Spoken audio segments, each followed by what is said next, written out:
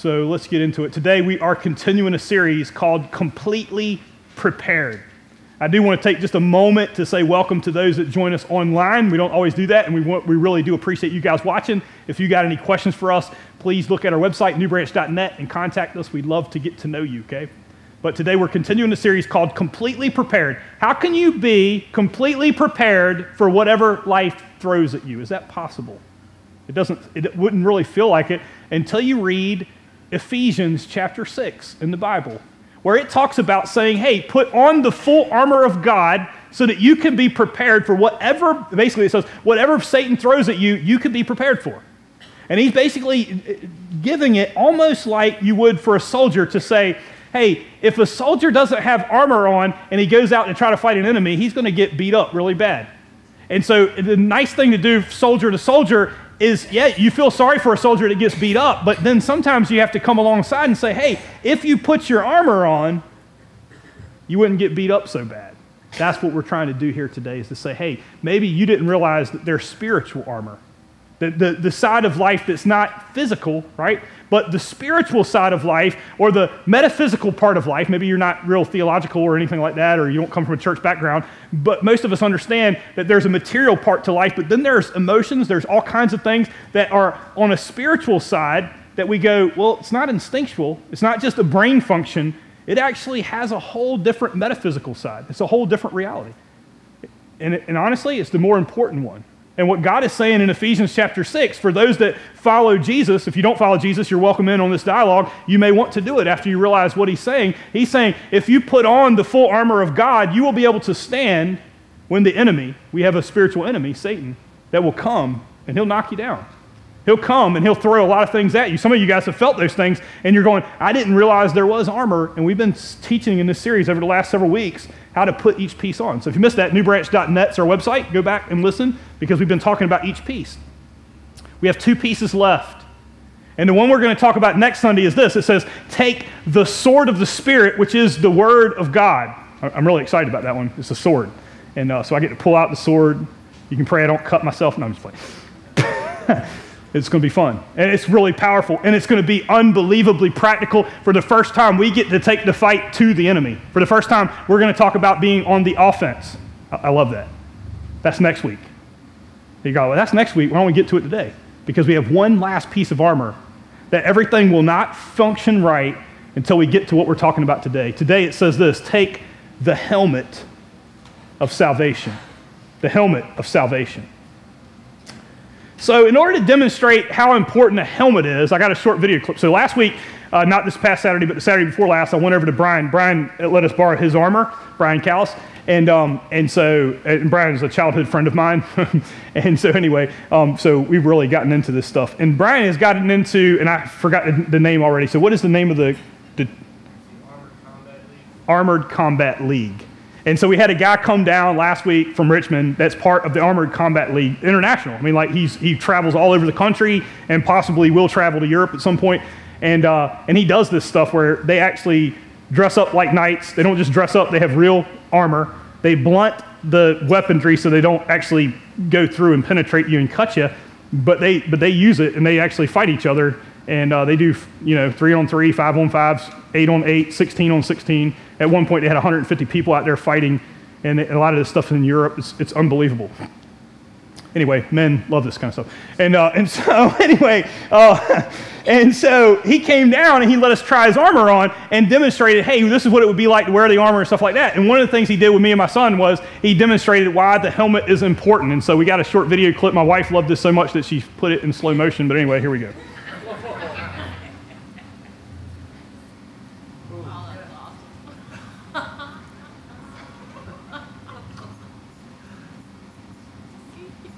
Okay. So anyway, she enjoyed that quite a bit. So anyway, yeah. So yeah, he took turns punching us in the face. That guy weighs 270 pounds, and believe me, he's a lot of muscle. He's young. He's 28, 29 years old, and he's been in a lot of medieval combat stuff. Okay, and so he took his iron fist and he punched us in the face with his helmet on. And he demonstrated he was right. He said, you're really not going to feel this much. In fact, when you wear the helmet, it's really not that effective in the battle to try to hit somebody in the head, which I was like, you got to be kidding. But he took his iron fist and he punched us, and believe me, that wasn't just in slow motion. He hit us pretty hard, and you really didn't feel it that much because of the helmet. Now, here's my point today. If you didn't have the helmet on, imagine what would have happened to our face, right? Disfigurement, more than it already is, I get it. More than that, you could have paralysis. You might not be able to move. I might still be in the hospital, that kind of thing. Think about that. And what God is saying is this, is that what we need in our spiritual life is the same thing. That when I played football, we wore a helmet to protect our head, right? When you're a soldier, you're protecting your head. Why do you protect your head? Because it's your control center, right? The brain is the control center for the body. That's why it's so essential. For the spiritual realm, the mind is the control center for the soul, the immaterial part. We've been talking a lot about the immaterial part. There's lots of pieces, the spirit and the soul. But when you look at the soul, what controls the soul, the same as the brain controls the body, the mind controls the soul. And he's saying, if you put the helmet of salvation on, it's to protect your mind. Okay? How do you protect your mind? The part I want you to see that he says, though, is this. He says, take the helmet of salvation. Now, we're going to spend some time today describing what salvation is, and it's pretty important that we understand it, but I want you to understand that he's not just saying that you have it, he's saying take it up. The same way you take up the shield of faith, the same way you take up the sword of the Spirit. So how do you take up your salvation? That might be confusing. And at first I was kind of like, well, do we really want to go here? Because I just don't know, that might be kind of confusing for people. But I have a feeling that for some of us, we don't have our helmet on, and the reason why we are getting beat down by the enemy is because he is beating down your spiritual mind. Just like that guy came and punched me in the face, he's punching you every day. He's throwing things at you, he's hitting you with weaponry, and he is taking you out of the fight because you don't have your helmet on. Today we're going to learn how to put our helmet on, okay? So the first place I'd like to start is this. I'd like to start with just a verse in the Bible, Ephesians chapter 2, okay? We're going to go back 4 chapters, where he describes what salvation is. It's important that we understand it. If we're going to understand, hey, this is a helmet, and we're talking about salvation, if you don't know what salvation is, then it might be kind of hard to put it on. Does that make sense? So here's what it says in Ephesians 2, verses 8 and 9. It says, "For it is by grace you have been saved, through faith. And this not of yourselves, it's a gift of God, not of works, so that no one can boast." Verse 10 is often left off because they didn't realize it's the completion of the thought. We usually just read Ephesians 2, 8, and 9. A lot of people do that. And they leave off verse 10, which is the completion of the thought. And it says this, "For we are God's handiwork, created in Christ Jesus to do good works, which God has prepared in advance for us to do." It's important here not only what salvation is, but that we get it in the right order. Because if you don't get the right order here, you're going to mess this whole thing up. And I have a feeling there might be somebody that's kind of stuck because you got the order out of whack, okay? So let me give you the order, okay? Here is how salvation works. 3 things. You can write it down if you want to. We are saved by God's grace, We are saved through faith, and we're saved to good works. Now, there are people that try to do that in reverse order.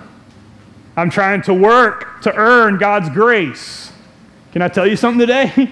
If you have to work for it, then it's not grace. Does that make sense? Grace means it's unmerited favor, okay? It means that you can't do anything to get it. And what God's grace is this, is that God saw that mankind sinned against him from the very first man, and that we're all born sinners, and we're separated from God by our sin. And what restores the relationship to God is his grace that he sent through his Son, meaning that Jesus Christ, his one and only Son, came. He lived a sinless life. He died on the cross for the sins of the world, and he rose from the dead, and that's the salvation message that he offers, to say, I'm giving you my grace. For God so loved the world that he gave his only begotten Son, that whoever believes in him should not perish but have everlasting life. You want to find that in the Bible, it's John 3:16. That God has given us grace. That is what salvation is. by God's grace. And that's where it starts. And that's where it's complete. That everything that God needs to give us through grace has already been done. And through that, when you receive it, when you receive Jesus, and we can go through the Bible and explain this, that as you receive Jesus and you put your faith and trust in Jesus, what happens? He saves you, you become born again, you get a new life in Him. And you're saved from being separated from God for all of eternity. That's true. That what does it mean? It means that what is hell? Hell is separation from God. It means that, hey, there has to be a penalty for it, and hell would be the penalty for sin. And therefore, what God does is He says, hey, look, I took your hell on myself, and if you put your faith and trust in me, I'm not going to force you, but if you do, you will be saved from an eternal place called hell, separation from God. That's true. Okay? And I don't want to take anything away from that. If you've never received that, if you've never heard that, that is the gospel, that is the good news from God, that's what He wants to do for us. That's salvation. And that's true. It's by grace. The way we access it is through faith. Last week we defined what faith is. Faith is acting on the truth. As a believer in Christ, we would say that God is truth, right? God speaks only truth. God was the only one there, so He's really the only one that knows the truth. It's the access point. So when we say by God's grace, it's what God has done, and we access it through faith, which means we're placing our faith, right? We're drawing out God's grace through faith. Same thing like a well. If you want to get water out of the well, the water is there, but you have to access it, right? And the bucket is the faith. That's how you pull it out. And then what? 2 good works. We don't earn it. It is an expression of it. It means that we're not earning God's favor. That wouldn't be grace. We're expressing His love. Does that make sense? We're not earning His love. We're expressing our love for Him. In fact, the Apostle Paul in 1 Corinthians, he put it this way. He said, I am what I am because of grace. But it's not that I work less. I actually work more because I love Him, because it's the expression of my love. I don't do it to earn it. I do it because I love Him. Just like when you fall in love with somebody.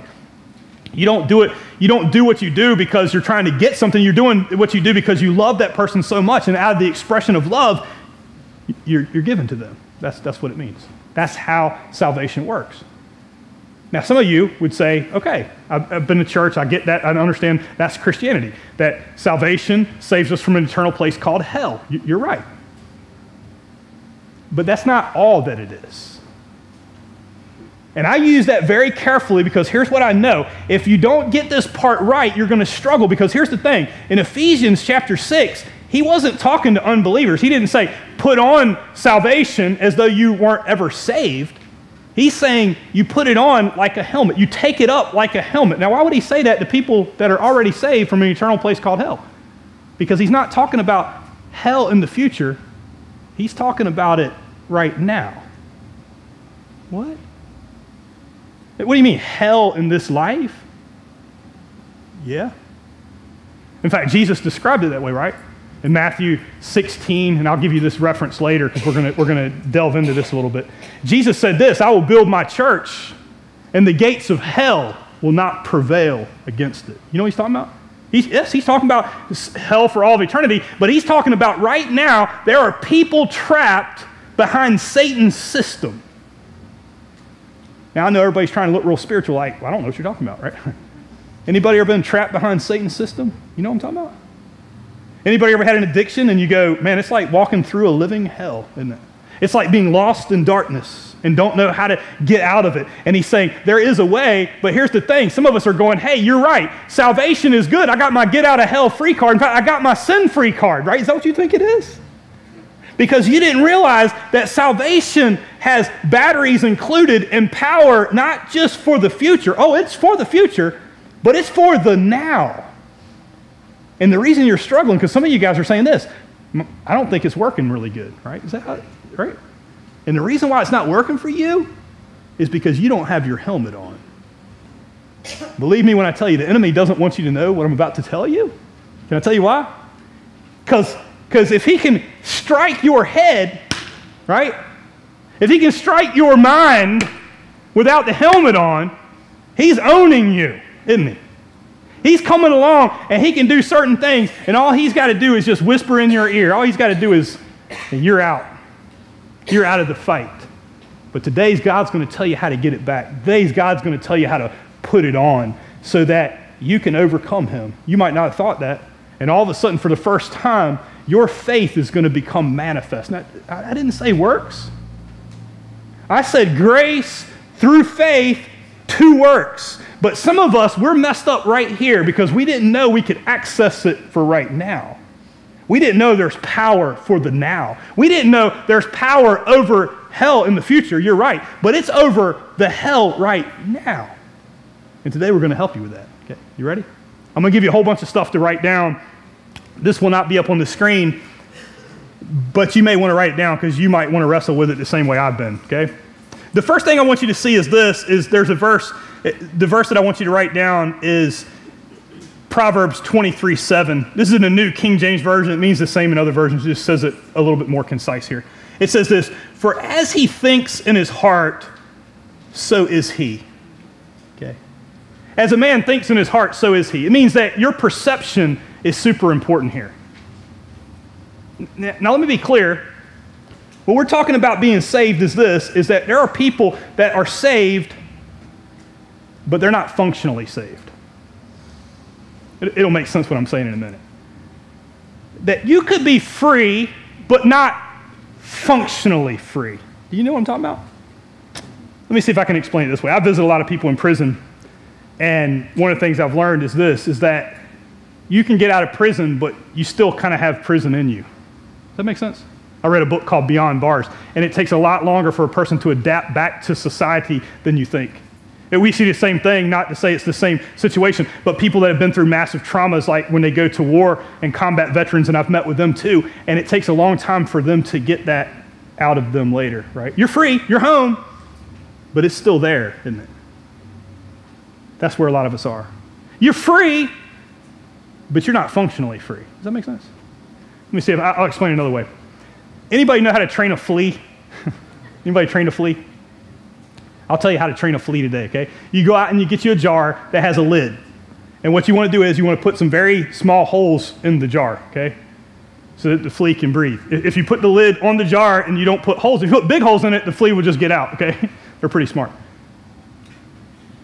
If you don't put any holes in it, you won't train the flea, you'll kill the flea, okay? Just, I don't know. Anyway, maybe you don't care about fleas. You put the flea in the jar, and what will he do? He'll start jumping, and you'll hear him. And for about a whole day, he'll do this. If he's not very smart, he'll do that for several days. And he'll just keep jumping, banging his flea brain on that lid, right?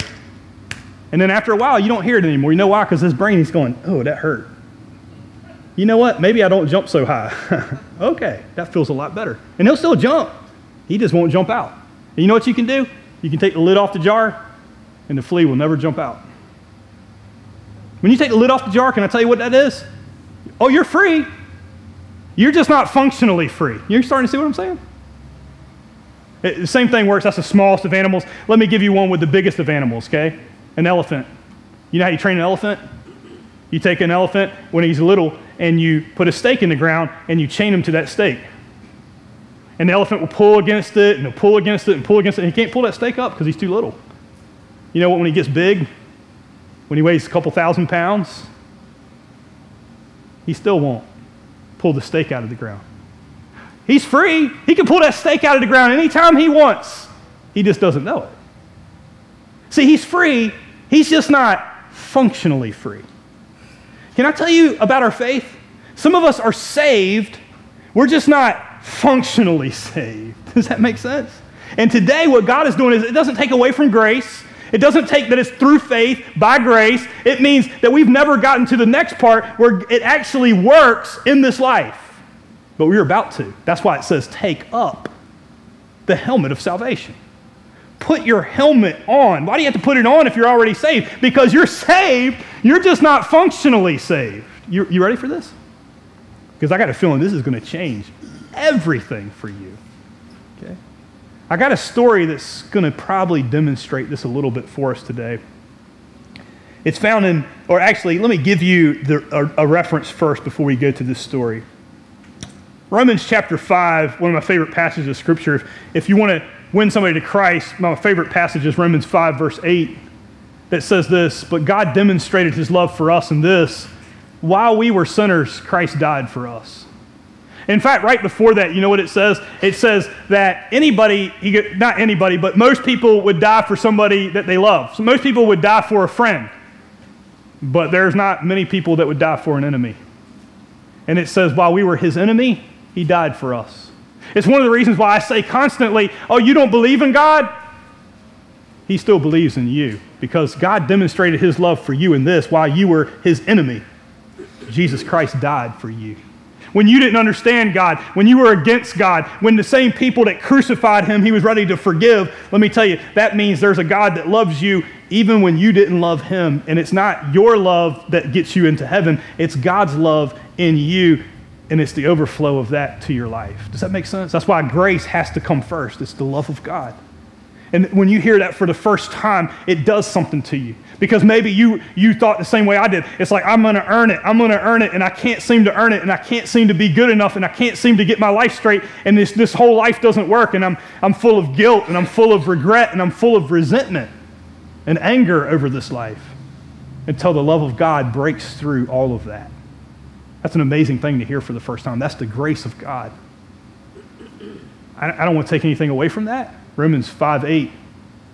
But I have a feeling a lot of people never read verse 9, and you're missing a big piece of your faith that you didn't know about. It says this in Romans 5, verse 9. It says, "Since we have now been justified by his blood, how much more shall we be saved from God's wrath through him?" That takes a little bit to understand, but it sounds like to me, he just saved you, and then he says, and now you're being saved from God's wrath. What? Oh, you mean wrath of hell? No, yeah, that's done though. No, I'm talking about the wrath now. Not hell in the future, the hell right now. Do you know what I'm talking about, hell right now? Anybody? Anybody ever been in a living hell? Anybody ever had hell go through them? You know what I'm talking about? Maybe I can explain, right? You ever had an addiction? Right? You ever did something at 18 years old and realized that it has lasting consequences, that you really do reap what you sow? That you might think you break principles and I got by with it, and then you realize later it's like, not really, right? That it actually, it's built in, there's some hurt built into sin. It's called the wrath of God. It's not that God is mean. It's not that he even does it to you. It's built in. The consequences of sin are built in. Let me give you a consequence. Last year, 1 year ago, I just saw it on Facebook, we went skydiving. Can I tell you something about gravity? It really doesn't matter if you believe it or not. And I always say, people say, how are you doing today? I'll say, so far, so good, right? And when you jump out for the first 3 minutes, so far, so good. You don't pull that chute, so far, so good, until you hit the ground, right? And then what? You learn that you can't break the law of gravity. It will break you. Right? Can I tell you something? You can't break the laws of God. You'll break yourself against them. And some of us understand it, right? Hey, it was just a drink. It was just a party. And now some of us, we can't stop drinking. We can't stop drugging, right? We can't stop raging. You know what I'm talking about? We like the other ones, right? But how about the rage, right? Hey, maybe it's guilt, but maybe it's rage, right? All I have to do for Satan, all I have to do is come up to you and whisper that name. And you're good for a couple weeks, aren't you? Your salvation, you know what your problem with your salvation is? It don't work, does it? Your salvation, wait a minute, you're saved. You're just not functionally saved. Are you starting to hear me? So how do you get through that? Because he's saying, let me tell you something. The same salvation that's for the future, you just didn't know, you can put it on.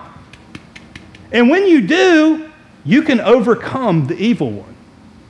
You can make it just like the guy taught me last Saturday. Hey, they're not going to want to hit you in the head because honestly, that's not where you're going to take me down. I was like, you got to be kidding. Until he punched me in the face and I went, yeah, it wasn't so bad. Do it without the armor and see how it feels. And some of you, you're getting taken out of the fight because you're saved. You're just not functionally saved. You ready to be functionally saved? You ready to access the rest of your salvation? What do you think? It's just a get out of hell free card? In fact, some of us are so... I've been so stupid that I actually thought it was a sin-free card.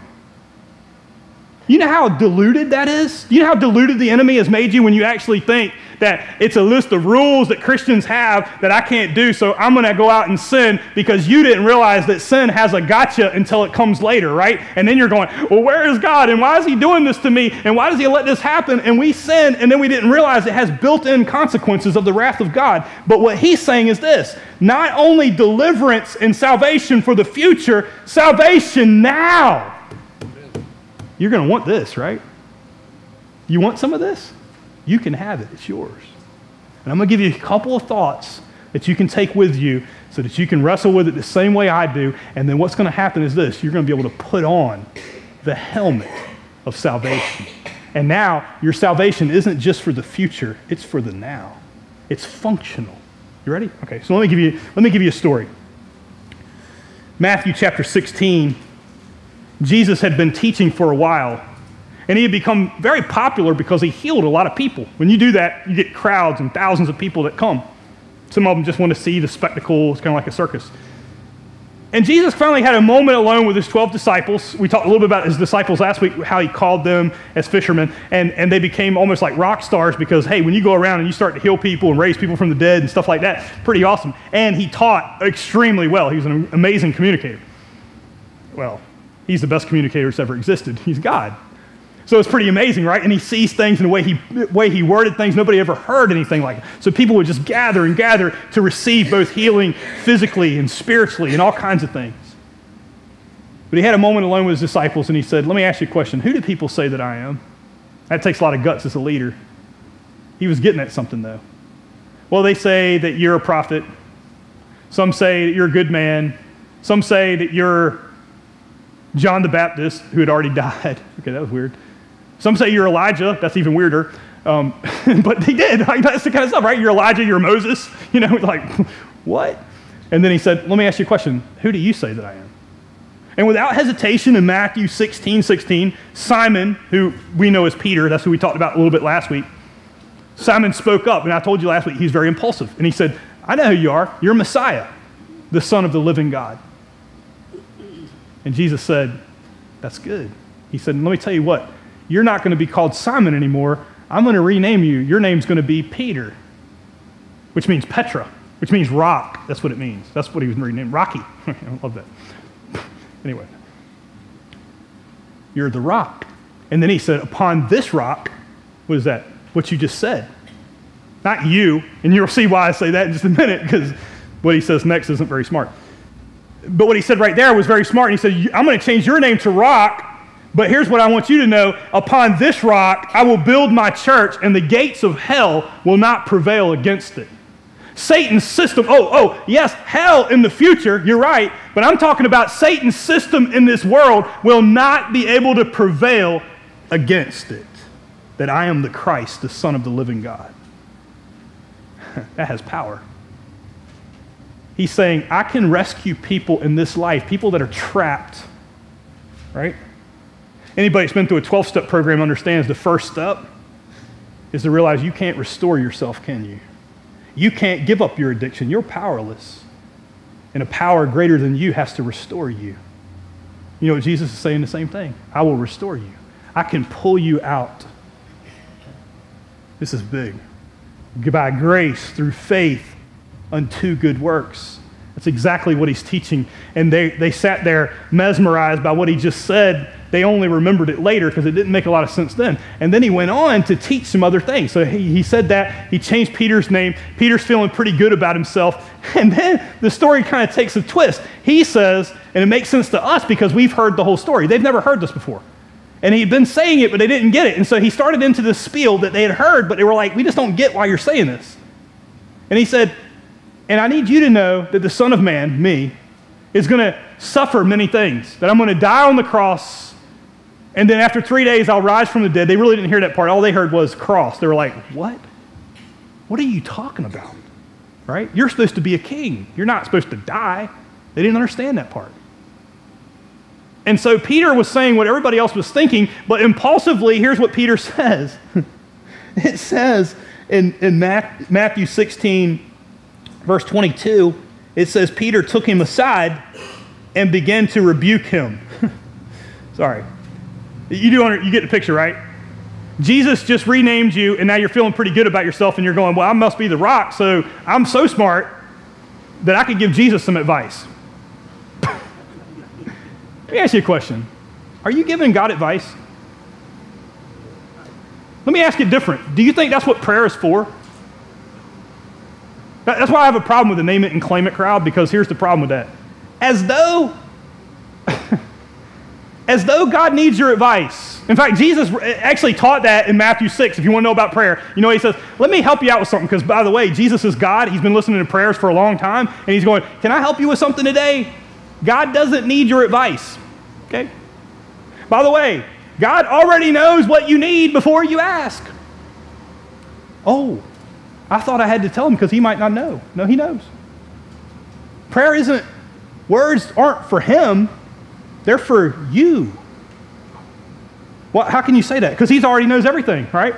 What does he need to know? He doesn't need to know anything. He already knows it. He's already there. He already sees the future. He already knows every day you will live, all the hairs on your head, the days that you will, he knows the day you'll die. Do you? And you're giving advice to God?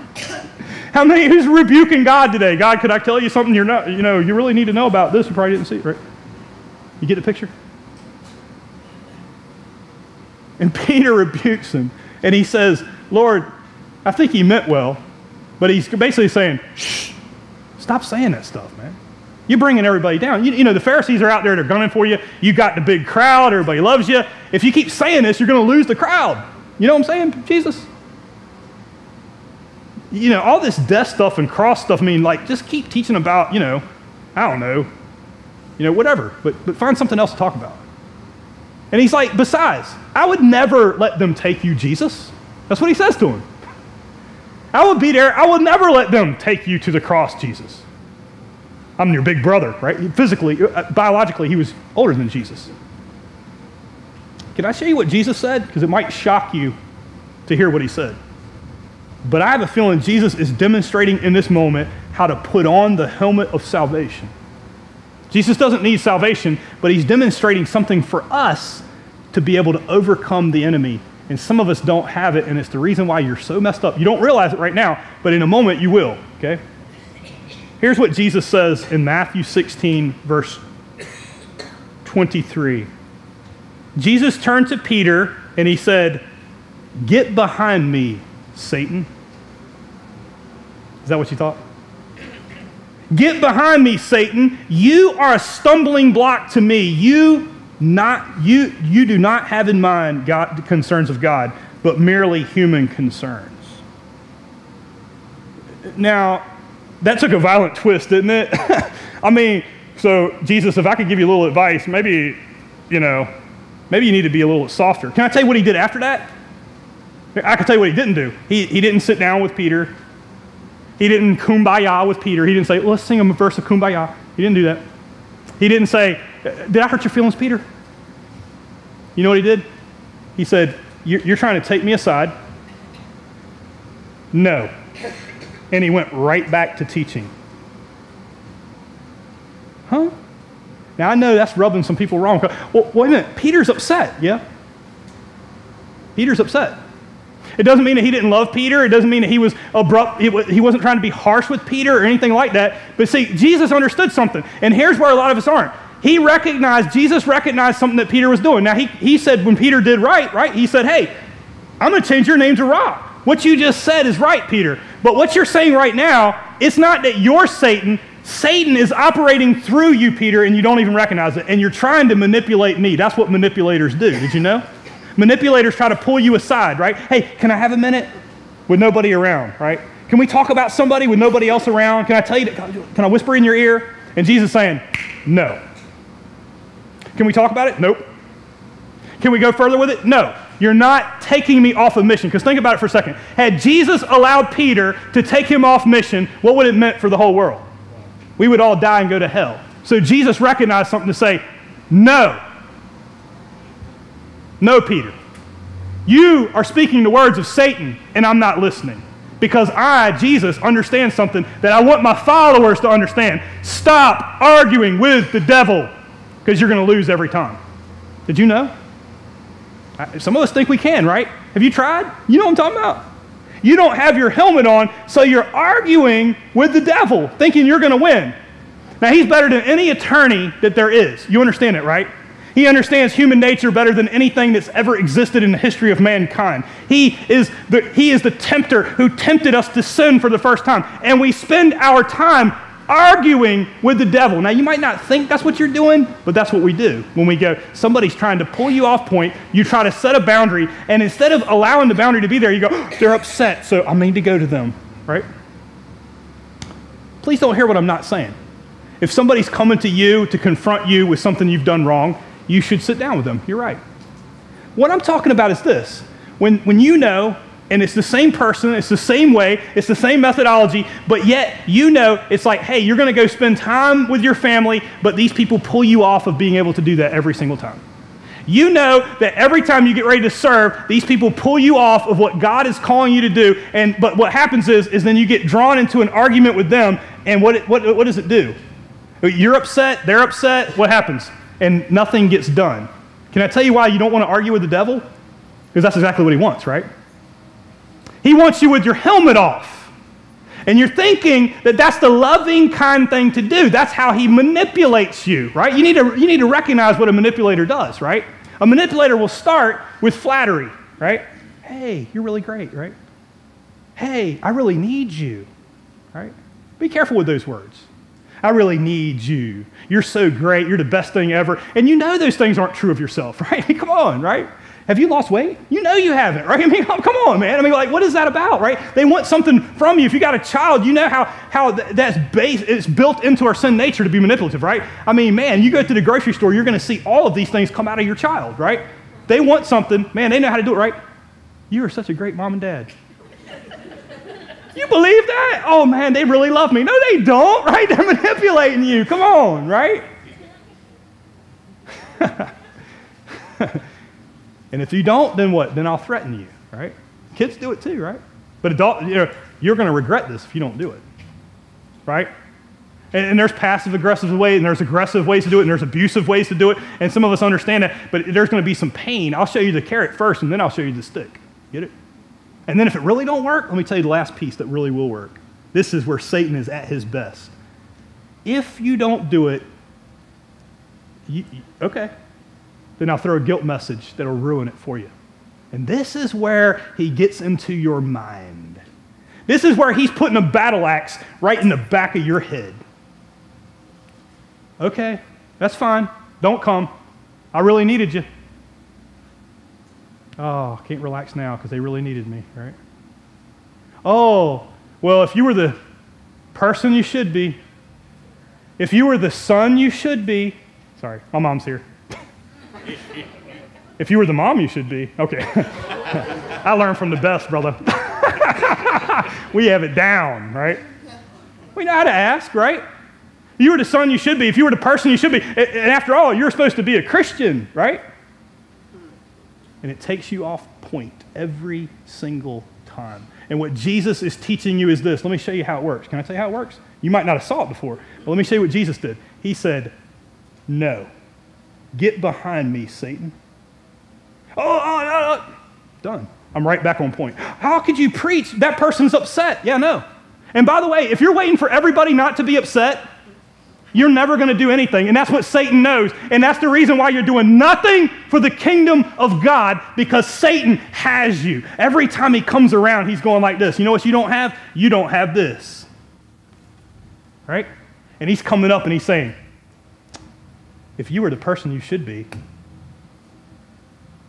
can't do anything for God, can you? Oh, you have guilt. Let me hold that over you. You can't do anything for God. I own you, right? And you think you get a little bit better, and then you don't have your helmet on, and he comes back and he goes, and he just whispers a name. You know, Sister so-and-so. Remember what they did to you? Never see you serve again, right? Oh, they offended me so bad. They hurt me so bad. I'm such a victim mentality. And all he has to do is say that name, right? And all of a sudden, all your joy goes out, doesn't it? You know why? Because you don't have your helmet on. But when you learn how to put your helmet on, let me tell you what's going to happen. Satan's going to come to you, and he's going to whisper that name, and you're going to say, No. You need another example? I'm going to give you another example because you might need to see this is in more than one place. Jesus' example was great. In Nehemiah chapter 6, Nehemiah was trying to build a wall.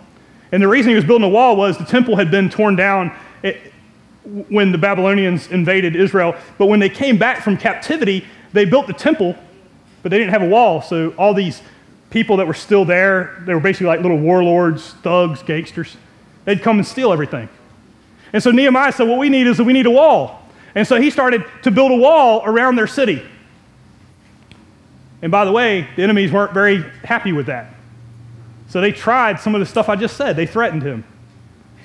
They tried to manipulate him. And then they tried a different tactic. Once they saw, hey, we keep coming and tearing it down, and it looks like this wall is going up. So they said, hey, they sent word, the warlord sent a word and said, hey, come meet with us. Right? It won't hurt to sit down and talk, will it?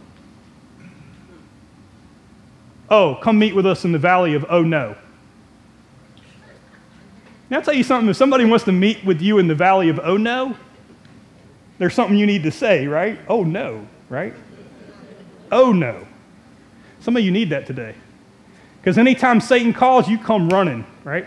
Anytime somebody manipulates, you come running, and you're not happy, joyous, and free. Your happiness, joyous, and free. He's going, you can be happy, joyous, and free as long as I let you. He owns you. You know what Nehemiah said? No. In fact, let me read you the exact words from Nehemiah. They said, would you just come and sit down and talk to us? And he said, in fact, he didn't even go talk to him. He said, I sent a messenger. I am carrying out a great project, and I cannot go down. Why should the work stop while I leave it and go down to you? Some of you guys are raising kids. Can I tell you something today? Oh, no, right? You're raising your kid, and somebody's pulling you off mission, and you need to say, no, oh, no, right? I'm doing a great work, and I cannot come down. Sorry. I'm done. Oh, but I need to stop arguing with the devil. You don't need to justify your boundaries. By the way, Jesus didn't. You need to see it again? Go back and read Matthew 16. That's why I gave it to you. You know what he said to Peter? No. Get behind me, Satan. You only have in mind that. I hope you take that and learn, but I'm not getting off mission. Some of you, you're off mission every time Satan comes up, right? Every time he says a name, every time he throws a guilt message, every time he does whatever, because you don't have your helmet on. And when you take up your helmet, I'm going to tell you what's going to happen. You're going to put on the helmet of God, and for the first time, you're going to be free. Now, you're going to feel like I did the first time you put it on. Here's how it's going to work. You'll put on the helmet of salvation and say, okay, now I'm really going to do this thing. And the person comes up like the guy came up last Saturday, and they come up with that iron fist, and he's going to punch you in the jaw, and you're going, this is a little scary, right? I mean, like, I don't know how this is going to feel. I'm hoping this is going to be all right. Plus, this helmet's really tight, so if it doesn't come off, how are the paramedics going to get this off my head? And I just let this guy punch me in the face. And I went, okay, that felt pretty good. You're not ready for what's about to happen, because in your whole life, if somebody's upset, you can't help but be upset. If somebody says something you don't agree with, you have to get in an ongoing dialogue with it. In fact, we got news channels just made up of that, right? You can watch those all day. Some of us, that's what we're doing. And you're wondering why you're not free, and you need to take your remote control and turn it off and say, oh no, I'm not listening to that. Because I can't do anything about it, first off, and that's both sides of the aisle, by the way. And just turn it off and say, oh no, it's not going to rob me of my joy today. I'm not getting drawn into that dialogue. You know what that is? That's arguing with the devil. And when you argue with him, you know what he's done? He's taken you out of the fight. And you have a work to do. Oh no, I'm not coming down. Oh, but if you don't meet with me, you're not a good Christian. Okay, I'm not talking about it. In fact, I'm not even coming, right? I'll send you a text. Get it? I'm not saying don't talk to people. I'm not saying don't deal with real conflict. What I'm saying is the same person that takes you off every time. The dialogue's already been had. The conflict's already been resolved. But they keep pulling you back in and pulling you back in and pulling you back in. And you'll never be free because you're going, until everybody's at peace, I'll never be free. Then you'll never be free. And Jesus is helping you today to say no. Oh no. I'll give you one last verse. Romans chapter 8 and verse 37. This is the one you might want to write down. I'll give you 3 verses, okay? Matthew 16:23. You can read the words of Jesus. It's going to help you. Nehemiah chapter 6, verse 3. Oh, no. And then Romans chapter 8 and verse 37. You know what it says? No. In all these things, we are more than conquerors. He just described all the things that take us off a mission. And he said, he gets to the end of that and he goes, here's the things that we're facing. All these things that we're facing. And then he says, no. That's what you need. No. In all these things we are more than conquerors through him who loved us. For I am convinced that neither death nor life, neither angels nor demons, neither the present nor the future, nor any power, neither height nor depth, nor anything in all creation will be able to separate us from the love of God that's in Christ Jesus. Amen. That's how it's done. And when you do it, when the enemy comes back, no. Right? Oh, I felt it. I'm not getting involved in it. Right? No. And you move back to mission. And for the first time in your life, you will start to become happy, joyous, and free when you take up the helmet of salvation. Are you ready? Okay, let's stand for prayer. Father God, we come before you today, and Lord, I pray for the one that maybe didn't know what we were talking about even when we mentioned the word salvation. They've never received you. They thought it was something they had to earn. I'm praying for them right now that they'll receive you as their Savior. Father, I'm also praying for the follower of Jesus that's gotten off track because they didn't realize that salvation had power built into it from the wrath that's built into sin. God, they need your grace, but they need to access it through their faith, and then they'll be able to live it out in this life. God, let them experience your love. Maybe they need to experience that first. I know they do. And then, God, I just pray that they can put it on. Lord, there's so many things that are being thrown at us. There's so many people. Some of them are well-intentioned, like Peter was. I don't think he had bad intentions. But he's being used by Satan to operate in our lives. Some of us, that's right where we're at, where people are manipulating us all day long. It's the power of Satan coming through them to manipulate us and take us off point. God, give us the courage to put on the helmet of salvation and stop arguing with Satan and get our eyes fixed back on you. I believe when we do, Lord, we'll stand. We'll be happy, joyous, and free in the midst of the battle. We'll say, yeah, I felt it, but it doesn't hurt as bad as I thought. I don't have to join in every argument. I could actually be free. I could be functionally free. I got a feeling, Lord, there's somebody who thought that was never possible. And I'm praying today, God, to give them the courage to walk out these doors. And when the enemy comes, Lord, I know they're going to be scared. And the enemy strikes, they don't even let them take it off mission. They just go, you know what? Yeah, you're right. I felt it, but I'm not getting involved in it. I'm not getting torn back down. I'm not coming off the wall. Okay. Father, I pray that you do what only you can do. God, make us that kind of church. And we'll give you all the honor and glory and praise in Jesus' name. Amen.